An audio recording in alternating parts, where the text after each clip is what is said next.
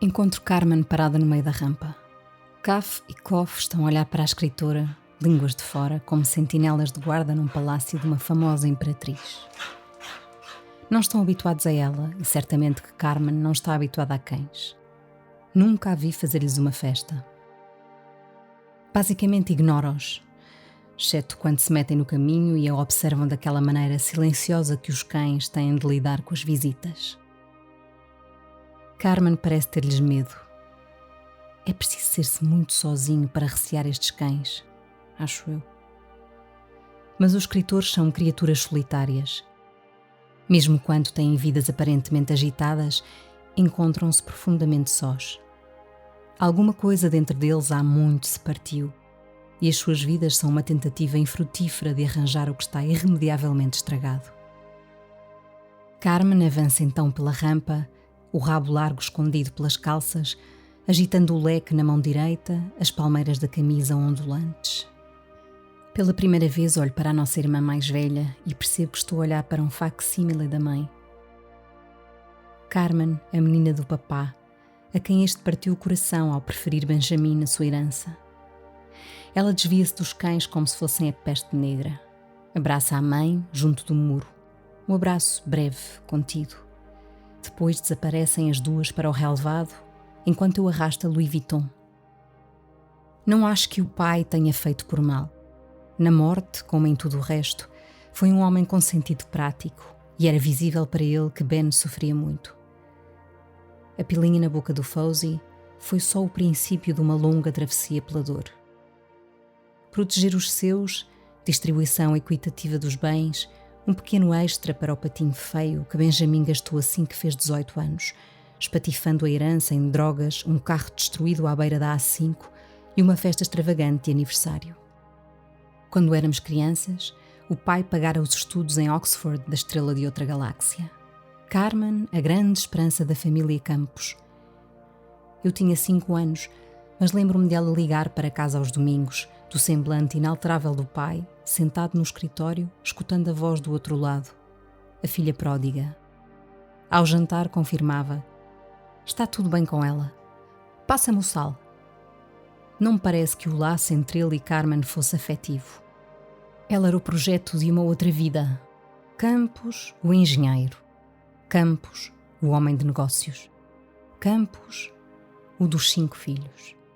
Campos, o previsível. O pai nunca mostrou sensibilidade para a arte, mas creio que a arte era a sua grande inveja.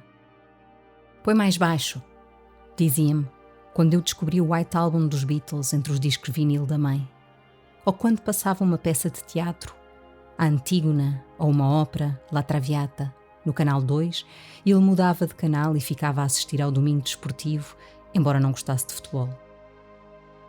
Quando o Gabriel, aos 10 anos, anunciou que queria ser como o pai, ganhar bué de dinheiro, o pai não se manifestou nem pareceu contente. Acaba o que tens no prato, ordenou.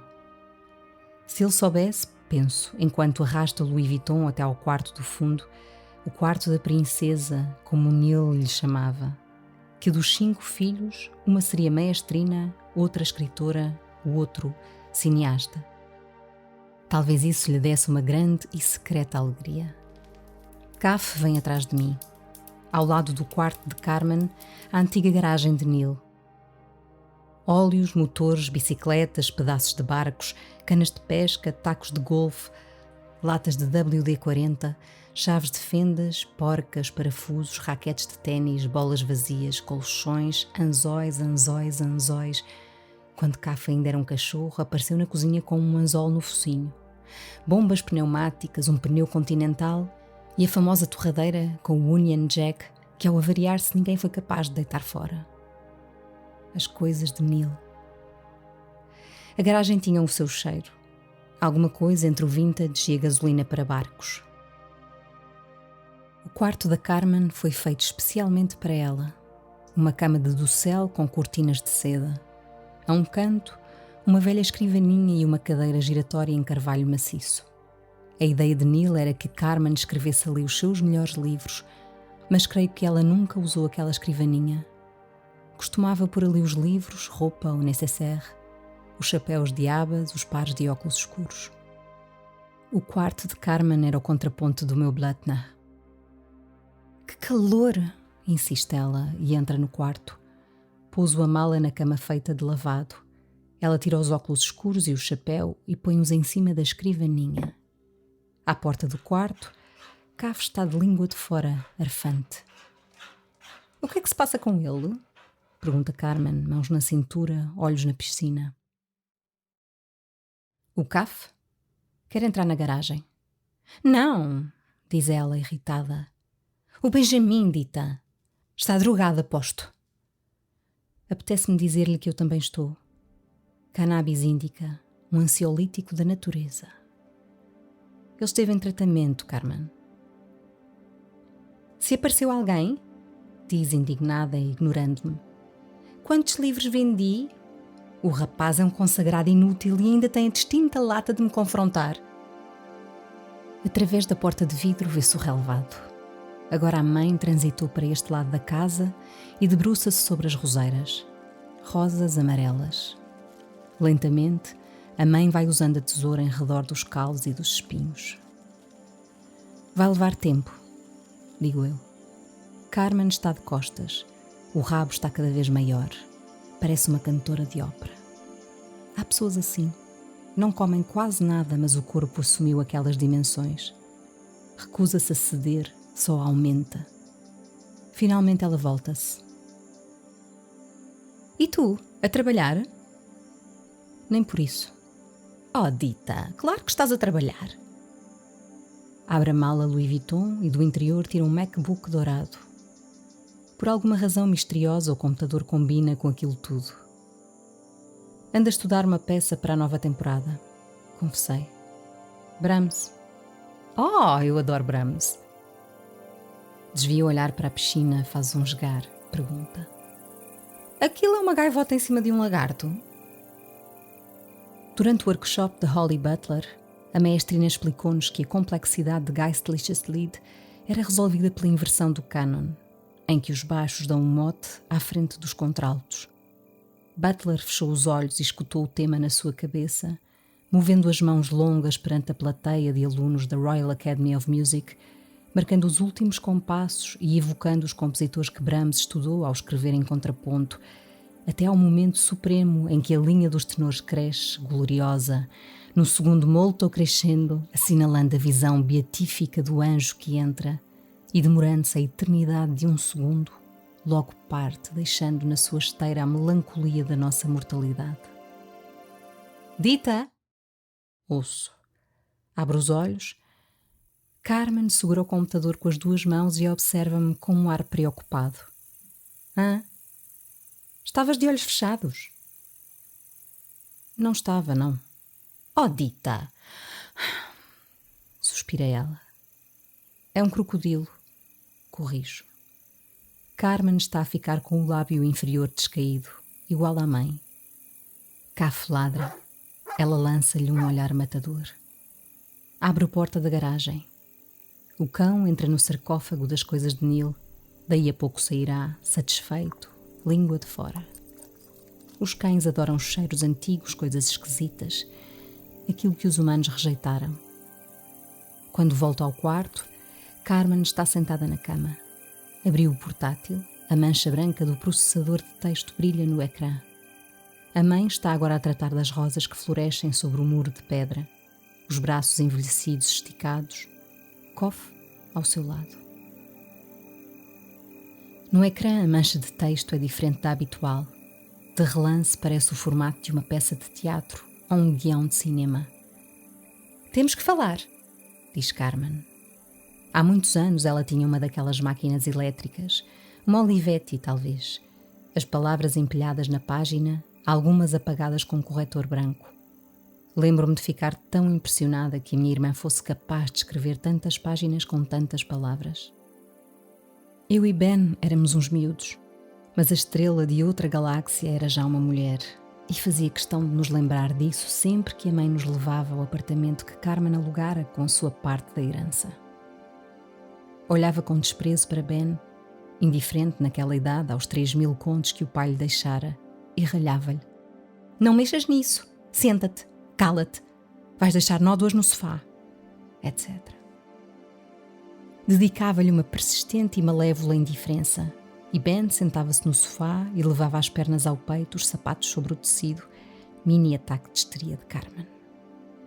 E eu olhava para o manuscrito de 300 páginas datilografadas ao lado da Olivetti e admirava. Muitas vezes ressentia a mãe por aquele ridículo intervalo. Teve Carmen aos 23 anos e gêmeos aos 40. Os 17 anos que nos separavam faziam da nossa irmã mais velha uma espécie de segunda mãe, escritora consagrada quando nós ainda nem estávamos no ensino secundário. Lembro-me de uma noite em que a Carmen veio jantar à casa da mãe. O telefone tocou a meio do jantar. Gabriel ia levantar-se, mas a mãe antecipou-se. Ben disse: "É o namoradito."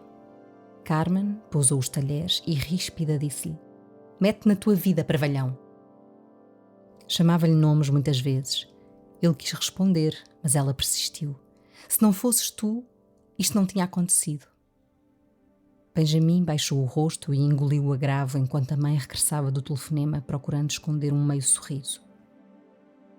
Não admira que anos mais tarde Benjamin viesse a odiar Carmen.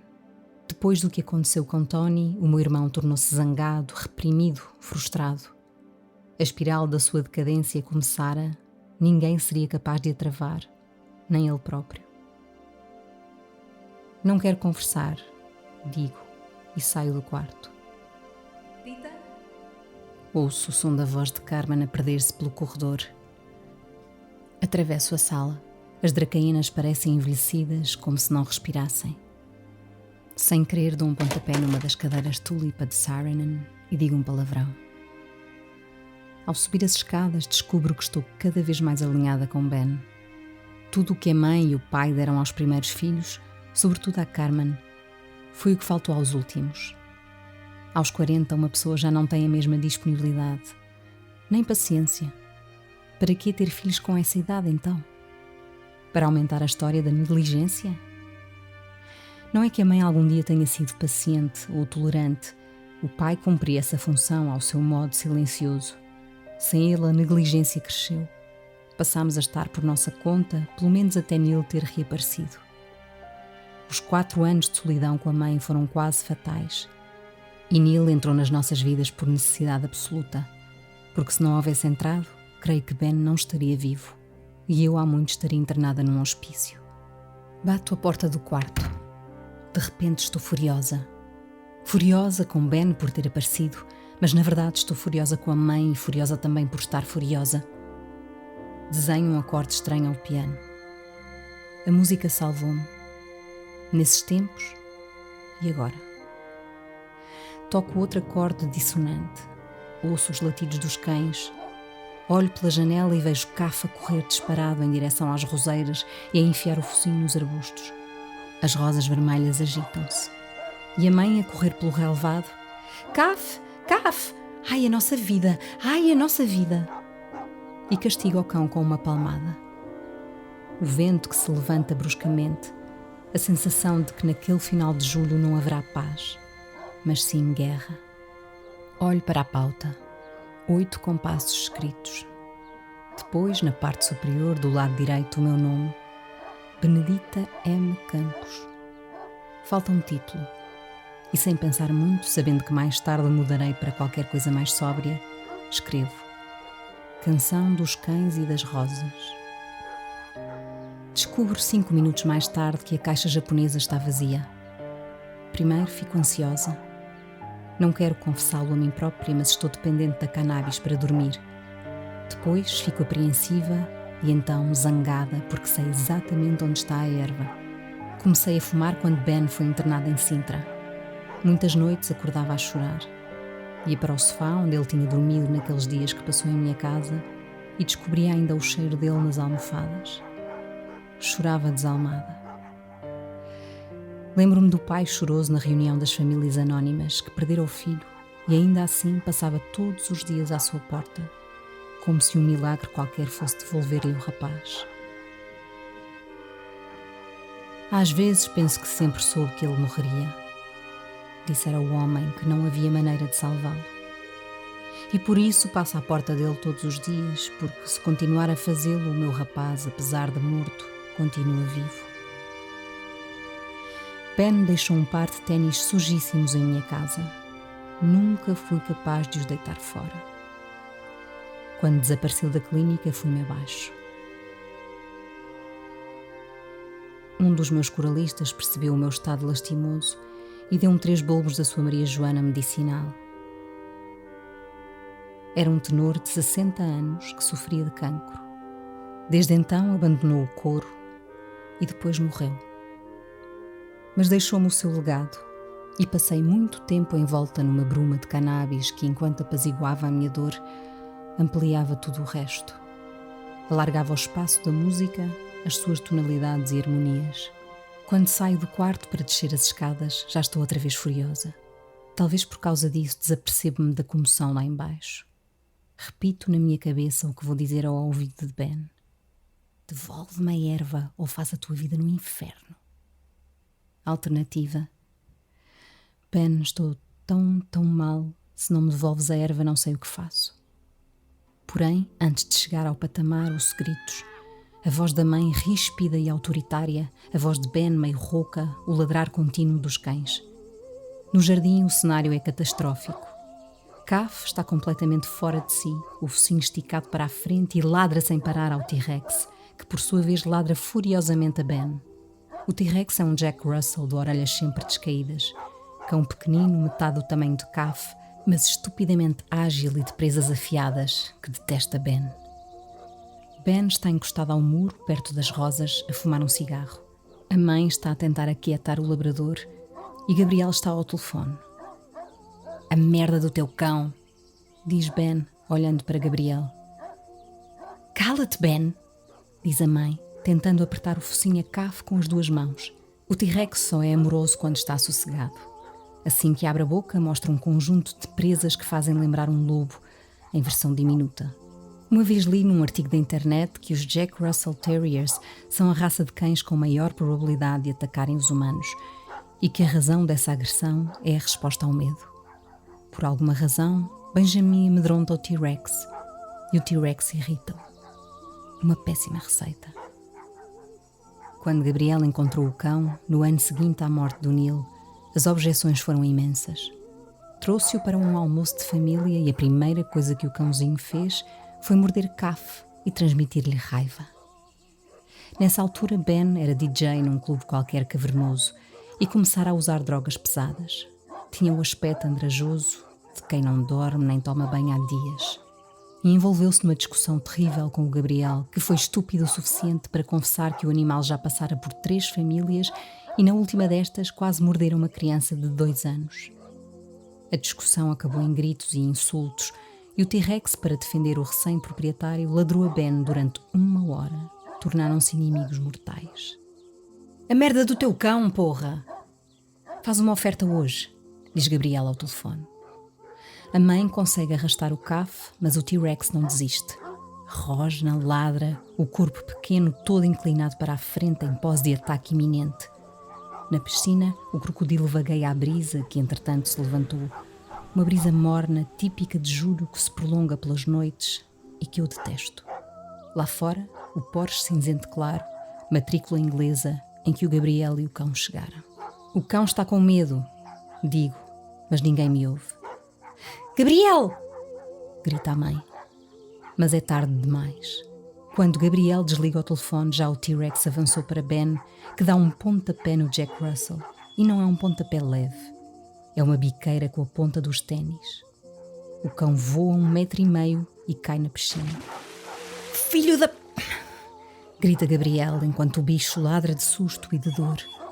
O nosso irmão do meio debruça-se sobre a piscina ventosa e, usando os braços compridos, salva o T-Rex. O bicho a espernear como se fosse afogar-se. Todo molhado, o cão sacode-se nos azulejos que rodeiam a piscina. A água salpica. Observo os músculos de Gabriel a retesarem-se. Está de calções, pernas troncudas, um polo Fred Perry, braços musculados, sandálias Birkenstock. Depois avança para Benjamin, que se encostou ao muro e acende outro cigarro. Gabriel, ordena a mãe. Ele para. Ben não está minimamente preocupado. As lutas com o irmão pertencem a uma longa antologia de estupidez. Viste o que ele fez, porra? Não é razão para lhe chamares nomes. Deu um pontapé ao cão. O cão estava a ladrar-lhe. Ok. Ri-se Gabriel, cínico. Então, da próxima vez que discordarmos, dou-te um pontapé a ti. A mãe descalça a luva de cabedal. Atreve-te, responde ela. Caf e Coff rodeiam T-Rex, que em segundos esqueceu o incidente e agora faz a sua brincadeira favorita, que é morder o pescoço e as orelhas de Caf, chateando-o até este perder a paciência e adormecer. São os melhores amigos e brincam o dia todo, ao contrário de Gabriel e Ben, que são amargos adversários. O que é que ele está aqui a fazer? Pergunta Gabriel. Pergunta-lhe tu, diz a mãe, e afasta-se na direção da casa. Antes de entrar, volta-se para trás e encara os filhos. Não quero mais lutas. Diziam mesmo quando éramos miúdos. Chega de lutas, acabaram-se as lutas, ninguém luta mais. Olha diretamente para Ben. Ouviste? Ele fuma o cigarro, com o braço livre abraça o tronco esquálido. Gabriel podia dobrá-lo ao meio, com a sua força de desportista. Ouvi, mamã, provoca ele. Mamãe é tua tia, diz a mãe e desaparece para dentro de casa. Gabriel leva as mãos à cintura, encara-me. Não viste o pontapé que ele deu ao cão, Dita? O animal já se esqueceu, Gabriel. Agora vives aqui, não é? Sabes perfeitamente que sim. E tu? Pergunta encarando Ben. Convidei-o para o aniversário. Adiante-me. Claro, só podia ser. Bufa Gabriel. Abana a cabeça como se tudo aquilo fosse inaceitável. Torna a olhar para Ben. Tens sangue na camisa. É ketchup. Ketchup? Ri-se Gabriel, tornando a abanar a cabeça. Devias mandar abater o cão. Persiste Ben. Gostava tanto que te calasses, Ben, penso eu. Que de vez em quando soubesses fechar a matraca. Devia mandar-te abater-te a ti. Teu cão é um perigo público. Também tu? Diz Gabriel e aponta para a camisa dele. O que é que fizeste agora? Mataste alguém? Como é que está a tua vida, Gabriel? Pergunta Ben, jocoso. Está ótima. Quantos milhões fizeste este ano? Os suficientes para não ter de te aturar. A cena do dinheiro é essa, não é? Uma pessoa pode encher-se dele, mas não se livra do otário que há dentro de si.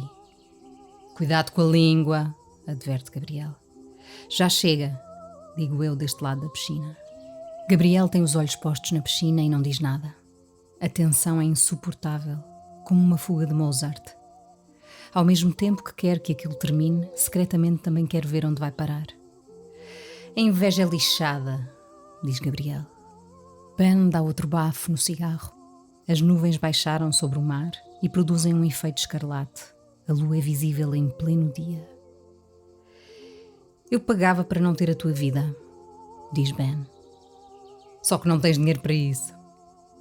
Ben apaga o cigarro na terra das rosas. Bom, é o aniversário do Neil, não vale a pena. É o aniversário da morte do Neil, acrescenta o outro. Uma ocasião fúnebre nada para celebrar. Os irmãos olham-se, um duelo ao sol. Preferes a vida que tens?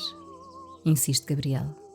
É que eu olho para ti e vejo um ser humano à beira da falência, como aquelas empresas que já nem empregados têm, os escritórios todos vazios, sem futuro. Engraçado, atalha Ben, insolente. Eu, pelo contrário, quando olho para ti, vejo o futuro inteiro. Ben dá um passo em frente. No relevado, T-Rex e Caf continuam a brincar desalmados. Atrás de mim, ouço as portadas do quarto de Carmen abrirem-se, as mesmas que Neil instalou há tantos anos. O quê? Pergunta Gabriel. Vejo-te sentado numa daquelas poltronas tipo Gordon Gekko, diz Ben. Afundado no cabedal, já não se sabe onde é que tu acabas e a cadeira começa. Ele vai direto ao complexo de Gabriel. De todos os irmãos, é o mais baixo. Menos 15 centímetros do que tu. Não deve passar de 1,72 m, embora seja largo como um armário. E mais quê? Tens um império como sempre sonhaste e todos os teus empregados te sorriem, mas sabes que mais? Aproximas-te mais um passo e ficas perigosamente próximo de Gabriel. Ben, imploro eu, já chega. Começa a dar a volta à piscina na direção deles. Ouço a voz de Carmen atrás de mim. Ainda tem a bandana na cabeça, os óculos Prada, trocou os mocassins por umas alpercatas. Que mais? Pergunta Gabriel. Secretamente todos te detestam, acrescenta Ben. És um velho caquético, ganancioso, e os teus empregados só estão à espera que tu morras. Ben ri-se com vontade. Claro que o teu cão já bateu a bota há uma eternidade, todo feliz por se ver livre de ti. E é esse ponto de repousado. Não se ouve grande coisa, um estampido seco, curto, mas é o suficiente para te rebentar o nariz. Uma pequena explosão de sangue no teu rosto. Gabriel recuou o braço com que te esmurrou. Entorpecido, Ben dá um passo ao lado e cai dentro da piscina. Os cães saltam para a beira da água, todos a ladrarem enquanto Gabriel se afasta com o princípio da vergonha estampado no rosto. Carmen vai a correr ter com ele e entram para dentro da casa. Na piscina o sangue espalha-se pela água azul. Ben segura o rosto com ambas as mãos. A mãe aparece do interior, alarmada com o estrépito dos cães. Por amor da santa, o que é que se passa? E vê Ben dentro de água, o sangue a formar uma poça em seu redor. Ao invés de sair da piscina, ele mergulha o rosto na água. Oh, Benjamin! Grita a mãe. E prepara-se para vir até nós. Mas eu olho para ela e com um gesto tremendo, mão aberta, palma voltada para a progenitora, digo-lhe: vai para dentro, eu trato disto. Quando é comandada desta maneira, a mãe obedece. Debruço-me sobre a piscina, tento alcançar Ben, mas ele nada para longe. Ao menos agora tenho a camisa toda da mesma cor, diz, e começa a boiar.